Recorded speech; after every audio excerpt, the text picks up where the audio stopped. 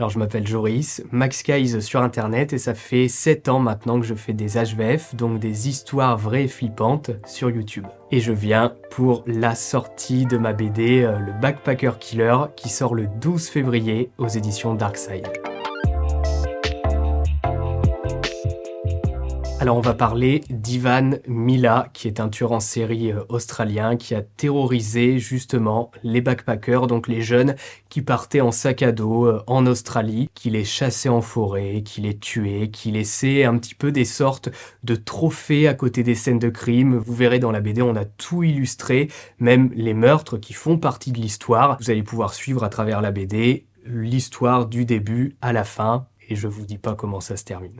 L'histoire que je raconte assez régulièrement, c'est que je prenais le train pour aller à la fac et je cherchais quoi faire en fait dans le train. Et je suis tombé un jour sur un livre qui parlait de tueurs en série et ça m'a tout de suite complètement fasciné. Et à l'époque, je faisais déjà un petit peu des vidéos sur YouTube, mais pas très régulièrement. Je me suis dit un week-end, mais pourquoi ne pas tenter de raconter en fait une histoire sur YouTube, donc de tueurs en série, de disparition, de meurtres, d'enlèvements. Et ça a marché tout de suite quasiment. Et en fait, je me suis jamais arrêté depuis 7 ans, quoi.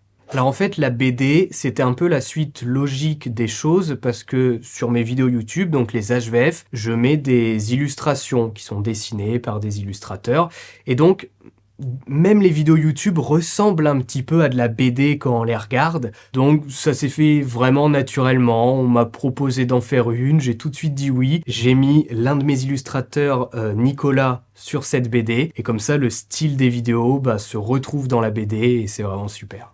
Alors avec Nicolas, on se connaît déjà maintenant depuis quelques années, donc ça a été super fluide parce que moi je connais son style, il sait aussi ce que je veux, donc des scènes un petit peu gore où on voit les tueurs en série en action et autres. Donc ça s'est fait vraiment tranquillement en fait, il nous envoyait les planches, on lui validait, on lui faisait des petits retours, peu à peu on a assemblé la BD. Alors pour de la BD, en fait c'est un petit peu comme un livre, c'est-à-dire qu'on va d'abord faire des recherches sur l'histoire pour écrire déjà tout un scénario complet, pour avoir l'histoire de base comme si on la lisait dans un livre, et ensuite on la retransmet en BD en mettant des dialogues, etc. C'est tout un autre travail à côté que Nicolas a très bien fait avec ses planches. Là, voir la BD, ça me fait trop plaisir. Je l'ai reçue chez moi, là, d'ailleurs, dernièrement, le premier exemplaire. Elle est super, bien cartonnée.